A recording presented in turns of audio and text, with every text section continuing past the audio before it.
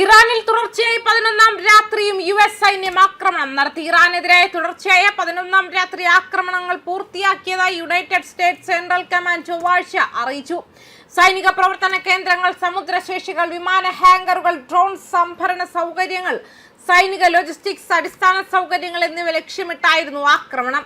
July 21 രാത്രി 8:15 operation അവസാനിച്ചുവെന്നും Hormuz കടലിടുക്കിലെ വാണിജ്യ കപ്പലുകൾക്ക് ഭീഷണിയാകാനുള്ള ഇറാന്റെ കഴിവിനെ കൂടുതൽ ദുർബലപ്പെടുത്തുക എന്ന ലക്ഷ്യത്തോടെയായിരുന്നു ഇതെന്നും സെൻകോം ഒരു പ്രസ്താവനയിൽ പറഞ്ഞു.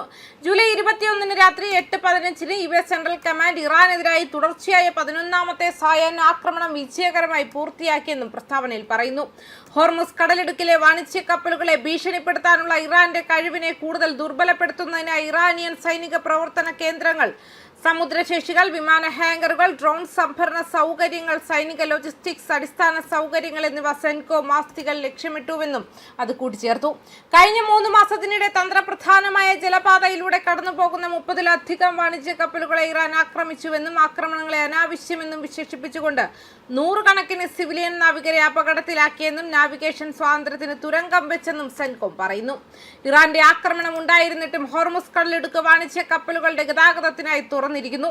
മെയ് ആദ്യം മുതൽ US സേന ഏകദേശം 450 ദശലക്ഷം ബാരൽ അസംസ്കൃത എണ്ണ വഹിക്കുന്ന ഏകദേശം 900 വാണിജ്യ കപ്പലുകളുടെ ഗതാഗതം സുഗമമാക്കാൻ സഹായിച്ചിട്ടുണ്ടെന്ന് സെൻകോം പറഞ്ഞു.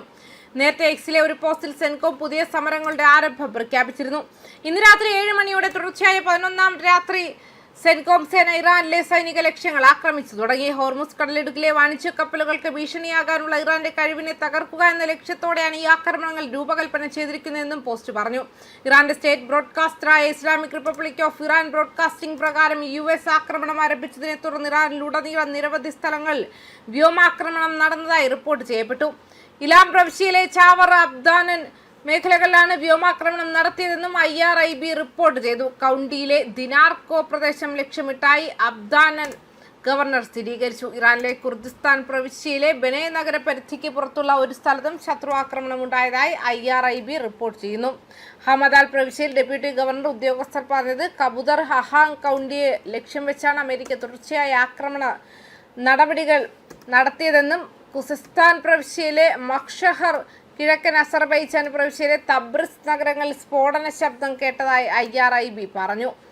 തെക്കുകിഴക്കൻ ഇറാനിലെ ചബഹാറിൽ നിരവധി സ്ഫോടന ശബ്ദങ്ങൾ കേട്ടു. 1-ലധികം സ്ഫോടനങ്ങളുടെ ശബ്ദവും ചുരുക്കത്തിൽ വിമാനങ്ങൾ തലയ്ക്ക് മുകളിലൂടെ പറക്കുന്നതിന്റെ ശബ്ദവും പ്രദേശത്ത് കേട്ടു. ബെഹ്ബഹാൻ, ഒമീദിഹ് നഗരങ്ങൾക്ക് ചുറ്റുമുള്ള പ്രദേശങ്ങൾ മിസൈൽ ആക്രമണത്തിന് വിധേയമായതായി ഖുസിസ്ഥാൻ ഡെപ്യൂട്ടി ഗവർണറെ ഉദ്ധരിച്ച് IRIB പ്രത്യേകം പറഞ്ഞു. ലക്ഷ്യമിട്ട സ്ഥലങ്ങളുടെ ഫീൽഡ് വിലയിരുത്തലുകളും സുരക്ഷാ വിലയിരുത്തലുകളും ബന്ധപ്പെട്ട അധികാരികൾ നടത്തുന്നുണ്ടെന്നും കൂട്ടിച്ചേർത്തിട്ടുണ്ട്. ന്യൂസ് ഡെസ്ക് കർമ്മ ന്യൂസ്.